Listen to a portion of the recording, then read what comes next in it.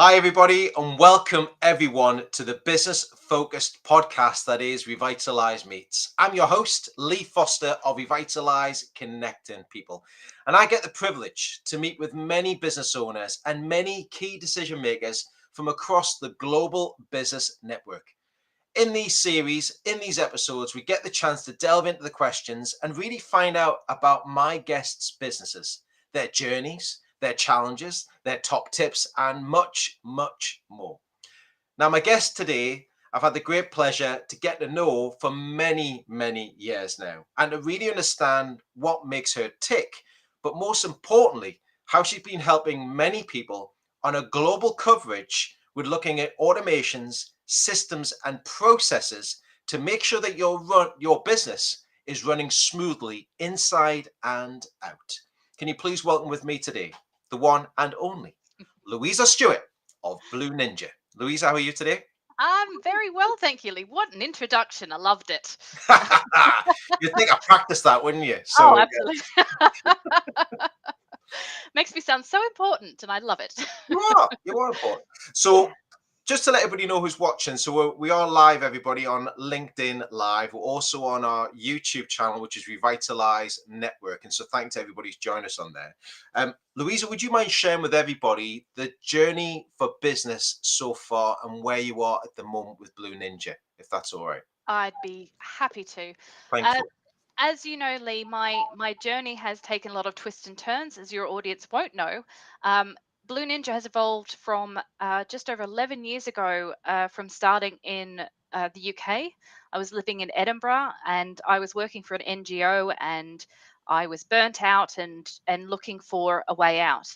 And unfortunately, I was so ingrained in what they did, they couldn't let me go, but we compromised, and I was allowed to change from an employee to a consultant.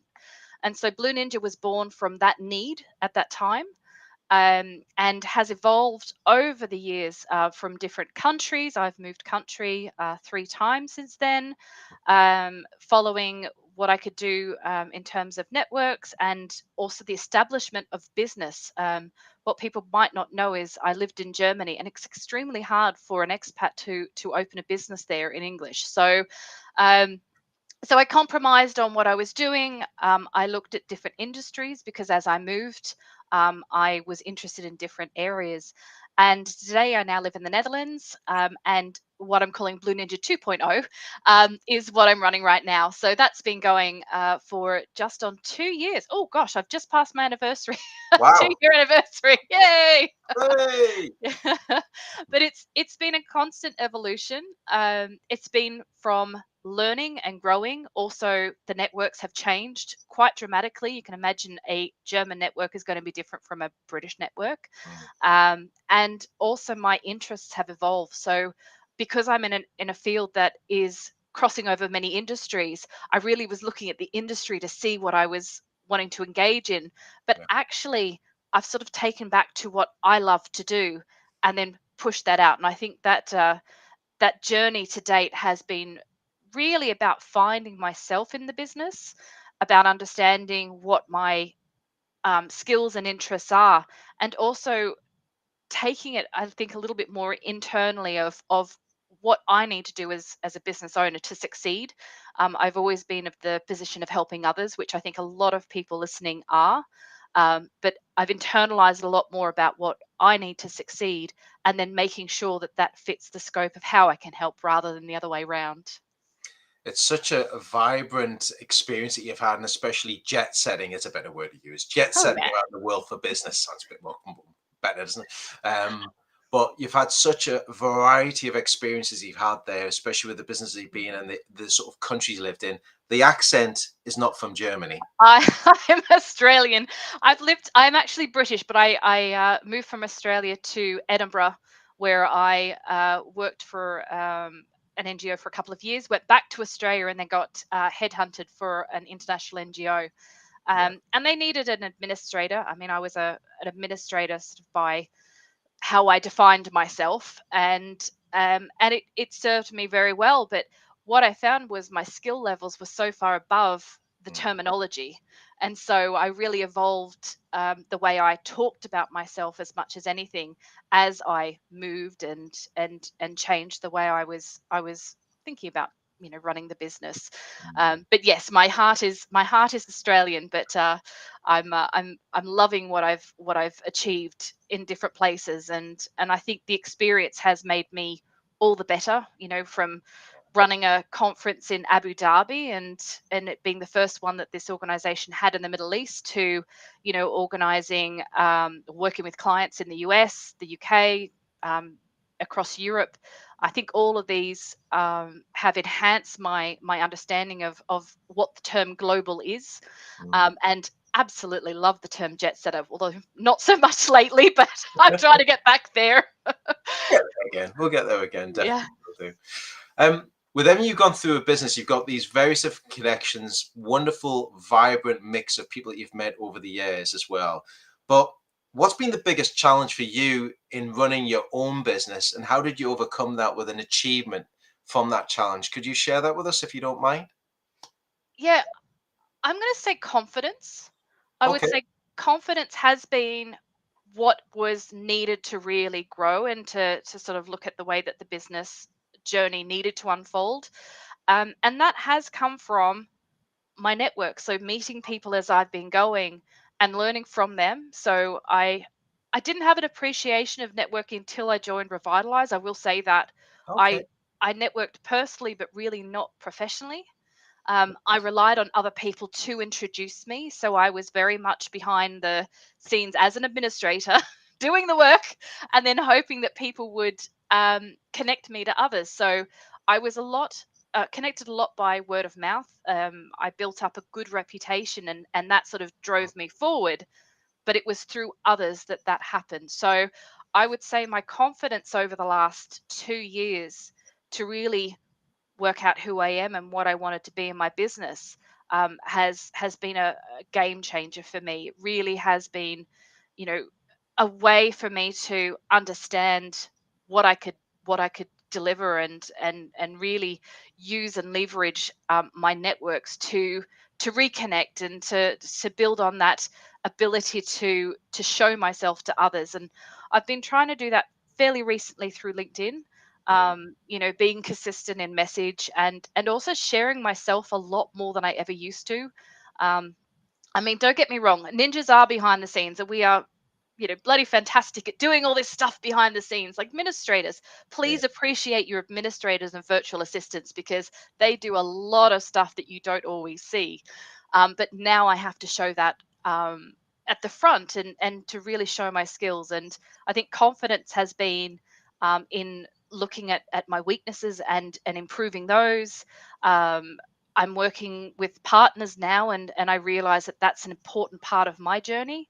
Um, those partners have then helped me with those weaknesses and growing Mm. my confidence in things like video development, being able to stand on stage. So I'm so privileged to be speaking at Revitalise in November at the summit. That's right. Um, and that's been because I've asked for help. I've taken chances. I've taken risks in the business. Some haven't worked, others have. But it's all been about the development and the journey and talking to people about what I'm trying to do and using that information to inform what I want from my business. Mm. Do you know what's so important and very interesting what you mentioned there as well is that many people think that networking, business development is all about identifying sales. Mm, They all think networking isn't part of building up resources, and what you've just mentioned is actually improving people's confidence. Because improving people's confidence and speaking to the right people and opening up the conversations even further, that's when business starts to happen because people start to get to know who you are well, because mm. you've got to be able to breach that extra confidence to speak to somebody there. Thank you for sharing that. It's a real amount of resource that's in the room. Yeah. And it's also about the introverted, extroverted. Sometimes people do better than others Mm, at being able to show to show themselves. Um, but you'll see how many introverts are so successful because they take the little bit that they do fantastically well and leverage that. yeah. Um, I'm the sort of person that my one of my business partners will tell me I go down rabbit holes and I keep digging. Like I don't know when to stop sometimes. Um, but it's recognizing that there are times where that is good to do, and other times where it's you shouldn't be doing it. So I also recognize where I have those I'm so curious about what's going on. I want to keep digging and understanding and learning about something, but also it's not a positive place sometimes in business. So it's recognizing where you can kind of your curiosity can start to dig and look for something, and where it really needs to be laser focused. Yeah. Um, but I feel like I've kept refining and talking and refining, until I'm at the place now, which is amazing. Like I'm so happy where I am now. Brilliant, Louise. I'm really pleased for you as well. It's you've got to go down those paths and you've got to go down those rabbit warrens to find those little golden nuggets of information, resources, support that's in there as well. And I think what we find is we have to test and measure things regularly and consistently as business owners. And we have to try things. You've got to say, yeah, I'm going to give that a go. You might not get it right the first time. You might get it right the first time, but you will also learn from it. And if you can learn from it, and adapt to your experience, adapt to your environments and experiences, that's what makes you more of an all-rounded, stronger business owner that's in control of what you've created and what you're doing. Yeah, absolutely. And I mean I can tell you a couple of mistakes that I've made over the last year, if you're happy for me to share those. Yeah, I that's think fine. it would be useful to understand why I'm happy about them, which is quite bizarre. So one of them was I was building up um, a new package of offerings. I was looking for a new industry to work in. I traveled to London and met with people in the industry, and I was just finding that I wasn't connecting the way I'd hoped. I already have a client in this industry, so I knew that it works. But trying to find new business was really hard, and I was trying to arrange phone calls, introductions, and people would say, "Oh no, you're just trying to sell to me. I'm too busy for you." And I kind of had a few of these, and I went, "This doesn't feel right for me." It really something wasn't connecting, and I didn't want to sort of keep going and sort of trying to drag sales through the door, that something was wrong there. Mm, And so I actually met someone in one of the Revitalise global events just randomly. We just ended up in the same room together for a 10-minute chat. And it turns out that he had the same experience I had in not in the same industry, but in the same um, line of trying to bring in leads and connect with people. And he said something to me that was just like, light bulb moment. Oh, that's it. It's about fear. I work in an area where people are very fearful of change, of taking steps forward, of making decisions. And I was always very positive about, trying to bring solutions to people. It's the way my brain thinks. mm, I'd never really considered that people can't get out of the negative. It just never occurred to me. So it was fantastic to get my head around this, but also it just made my whole business model crumble. yeah, So yeah. I was like, it's fine though. I was absolutely fine, because I then knew that that direction wasn't going to work for me. Um, Another example is I've been working on building up a systems and software academy for the last year. It was something that I wanted to take all my knowledge and give it back to people. And I thought, well, what better place to build a forum where people can talk to me? We could share information. I'm sharing, as much knowledge as I can through that, bringing in experts, the whole shebang. I thought it was this brilliant platform that was going to revolutionize systems and software for business owners. Like I genuinely had consulted people, and again, I hadn't recognized the fear element where people still didn't want to talk about things in front of others. They were perfect one-on-ones. I had a lot of one-on-one calls where people asked me questions. I transferred that into the academy, and it absolutely bombed. But there are Mm, so many things in there that I love, that I'm now going to take those and put them somewhere else and make them more useful. So it it was a bit of a financial hit, I would say, to build up this academy and push it out to the world. But I learnt so much from doing that, that I'm like, what what can I refine and take from that, and then repurpose it in a way that it will connect with people. Mm, So I think those two examples are, my I have to completely change the way I'm doing business with people, um and the way that I'm conveying my expertise didn't work. So I'm changing that as well. But I'm not sad or unhappy by the process that I've gone through. Yes, it has been a little bit of a financial loss, but mm, everything I've learnt through that process has gotten me here. And I would say that I've got so much more value out of the failures that I've gone through.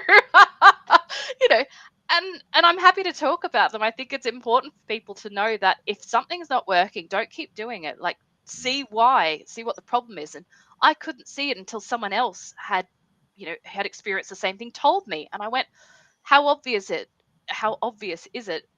But I needed someone to convey that to me. And that's where I find partnership so important, because I can get very laser focused on delivery. That's what I do for my clients. But yeah, sometimes you need someone to help you step back and look at things, mm. and to work out why something's going on. So yeah, that's Thank kind of what's happened. Well, thanks for sharing that. I think it's always important that we address where we are and what we're doing, but also what you've got is getting a third party's perspective on it, because it may be thinking you're working it right, but they'll see different things to what you can't see, and I think that's so important. Thank you for sharing that with us today as well. You're mentioning you're traveling around a lot, but you are based in one area now. But Mhm. the way that we met and many people met was online. Yeah. And, you know, I think there's a question I ask all my guests now to see where they are at the minute in regards of adapting the online marketplace as such. Is the online element now a permanent fixture in your business going forward?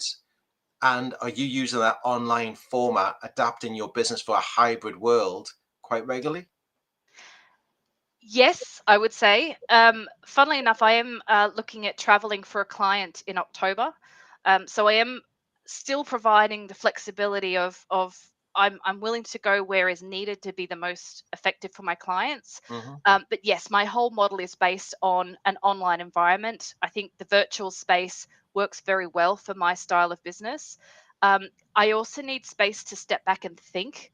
And it's very hard to do that when you're in a room with people. So I find being able to take information, step away, understand it, and then come back with questions works much better for what I do, than to sit in a room with people and sort of be in an environment that really is about face to face. I find that virtually, I mean, I think the problem I had more was people's concerns about working virtually, and I found that sort of 2018, 2020, before COVID hit, Mm, I was still struggling to make people understand that virtual can work.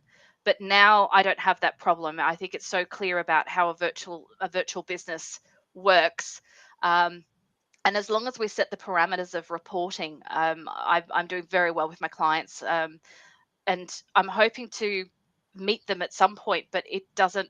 I mean, the trust is there. They've never once gone, "Oh, I don't really know who you are because I can't see you."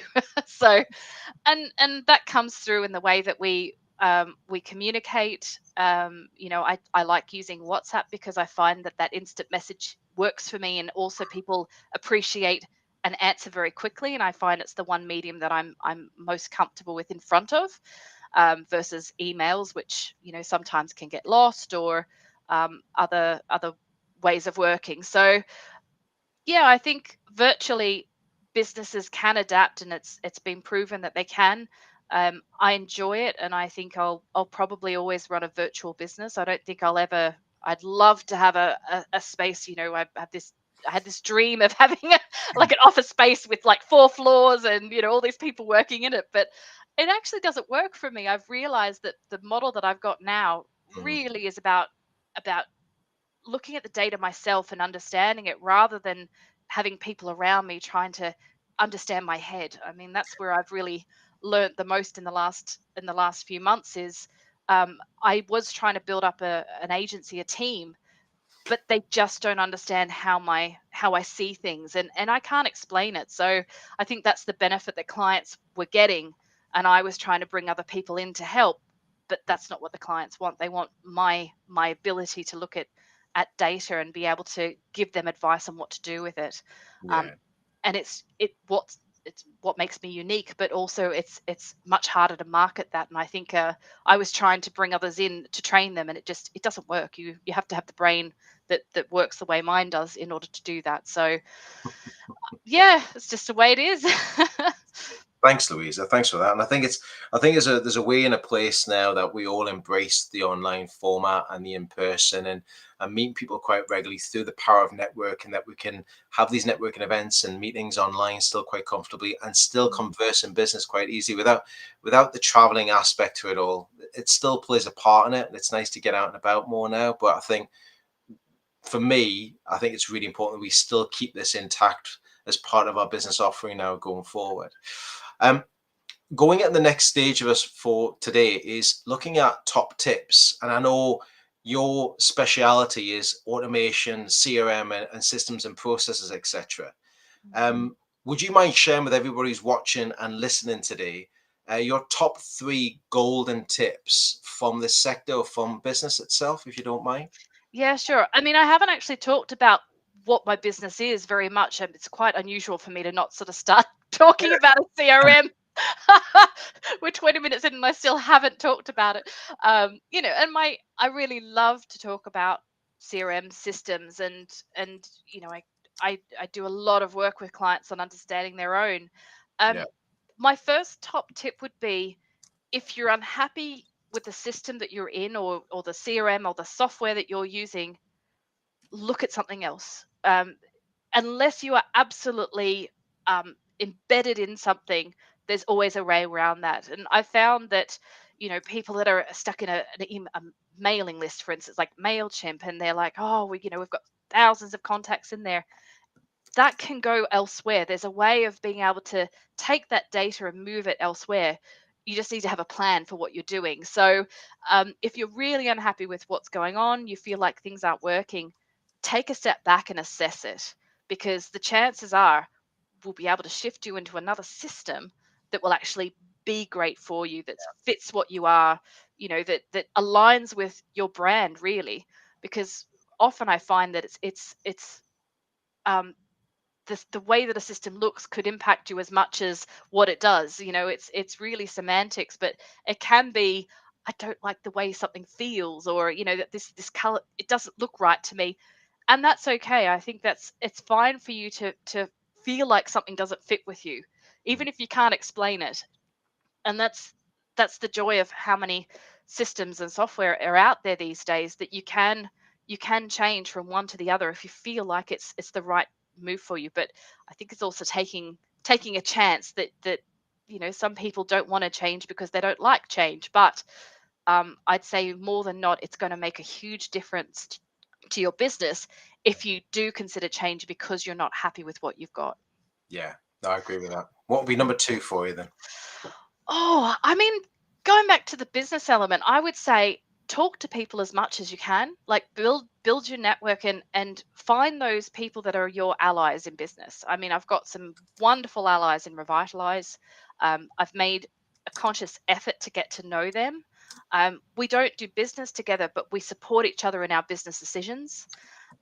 We also lean on each other for advice when we're not sure about something or we're frustrated. I think we all feel in business that there are things that are annoying us, or we're not we're not quite connecting with what we need to do. And just a quick conversation with someone can make the whole difference in your mood, in your mentality, in your mindset about what you're trying to do. So I think we're not alone in business, and Mm, if you're feeling alone, there are ways of working around that. Even if you're not very comfortable talking to people, find one person and start with learning about them, and trusting them, and then sort of see where you go.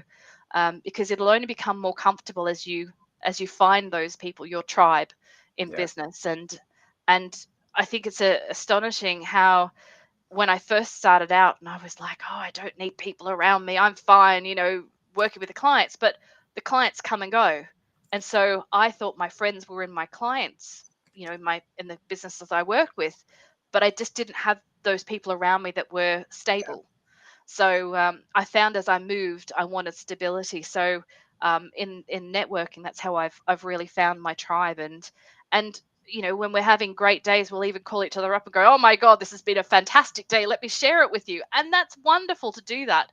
You want Yeah. to have more good days, and the people around you can help you to get whatever's out of your head and actually enjoy your business, because Mm. we're not in it to be miserable, are we? Uh, in it to live it, right? In it to live your life. Absolutely. Live your life. And number three, what would be your third top tip for everybody as well then? So Oh, I mean, if I go back to the confidence thing, be confident in the tools that you're using. I mm, think would be a great one to align both of the areas that I'm working in, and my experiences. Um, if you're looking at generating sales for your business, have a path that gives someone the best opportunity to converse with you, no matter what sort of tool you're using. Be clear on your conversations with people. Respond to them. The amount of times in the last few weeks I've heard someone say, "Oh, I emailed someone but they never got back to me." And I know I'm guilty of this too, but give people a chance to also be reminded that they haven't got back to you, rather than assuming someone's out to make your life miserable because they won't answer you. So I think use the tools you've got to support your business, and be comfortable with what you've got there. Build your confidence with those tools, and really learn to enhance and make them a part of your routines, because the amount of times that someone says, "Oh, I'm not really sure why I'm using this tool." Well, why? Why? Dig into it and work out what is the purpose of that. If you don't need it, get rid of it, because there's no point in having tools in your business that you don't need, that yeah. aren't really helping you. And a tool should be another supporting function. It shouldn't just be sitting there as "Oh, I use this." It should actually be a part of your daily routine, Mm, um, and be something that you're very comfortable in telling others how you use it, and being able to explain it. Um, and if you can't explain it, that's what you've got me for. To help you. love that. But yeah, but I mean, that's, I think, in a nutshell, is the amount of times that I talk to someone, and their stress is really because they don't understand what they're using well enough, that they can tell others about their use of it. And I think if you have any tools like that, either learn it or talk to someone about it, because it's not going to do you or your business any good if you don't feel confident about what you're using. Brilliant. Love that. I've just dropped that into the YouTube channel as well. So everybody's watching on YouTube or LinkedIn today, if you've got a question for Louisa and myself, please drop it into the LinkedIn live feed if you feel appropriate to do so, or drop it into the YouTube channel. We'll see it this afternoon as we get at the sort of tail end of today's interview as well. But just in there on the YouTube, I've put Louisa's golden top tips. Number one, don't not happy with your system, change it. Simple as that. If you're not happy, ask somebody, get it changed. Number two, build your network and allies in business, support each other, resources, recourses I put in there, your tribe that's in there. Number third, confidence in your tools that you're using, clear comms or clear communication to you, your system, your network that's out there. If in doubt, just ask the question, and people will be there to help you and support you as much as we possibly can. Thanks very much for that, Louise. I really appreciate that. Thank you. Um, Next, really to go into is that we know you've got external hobbies. One, you mentioned you like stage and screen and all this and everything else and singing. But how do you have downtime? What's personal development to you? How do you use that for your business? Funnily enough, I've been talking about this in the last couple of weeks, and I hadn't been talking about it before because I didn't really think about what it is until I went, "Well, why aren't I?" I started gaming about 2 years ago. So I'm in a game called Stardew Valley. Right. Okay. Big fan of it. and and what I found is it's my stress relief. It's a place I can go where I'm not on a screen. Well, I'm on a screen looking at the game, but I'm not able to search my phone or anything while I'm doing it. I'm purely focused on what I'm doing in that game. And it's absolutely what I needed, because I can get sensory overload from my tech. I will say that um, I will go back to it if I'm in a down moment and sort of going, "Oh, I've got nothing to do." I'm going to look at my phone for half an hour, and Mm, it really is a problem for me, because that curiosity kicks in a lot with devices. So I would say gaming is one thing that I have really used as a chance to distress. I talk to my friends about it, and it just gives me a place where I can focus on something other than work, and it's been wonderful for my mental health. Um, and singing, as you mentioned, I sing in a barbershop chorus and now a quartet. So and it's been fantastic. I can't say how helpful it's been for me and confidence again. I think a lot of my confidence was built through my chorus because I was very quiet and unsure about what I was doing, and I realized I was actually all right at singing. So it just kind of snowballed from there, and I feel like that hobby really helped me to find a network locally. So I'm again out of business. I have a network of people I can talk to. Singing is a wonderful skill that singing in a chorus or a choir or anything. Mm, Um, can change your mood. It's really about positive endorphins and, you know, a mood changer. And then, as I said, gaming has sort of helped me with a quiet space that my head isn't sort of thinking about things all the time. And mm. I think those two things have really changed the way I look at business because I do have that avenue of something other than work to look at. Yeah. I think it's neutralizing the noise that's going on in a good way. I think it's like mellowing it down where you can disconnect yourself and recharge yourself in a way that you enjoy doing it. And there's different things that we can do, hobbies, interests that can literally take you out of what you do full time day by day. Because with any, if your mind's doing 24/7, you need to try and switch it down at some point to focus on another area. And I think that's so important. Lovely hearing about your quartet though, and seeing some of Yeah. the competitions you're doing as well. So thank you for Yeah. sharing that with us. Wonderful, great news. Any Stardew Valley fans, please connect with me and let me know because I'd love to know.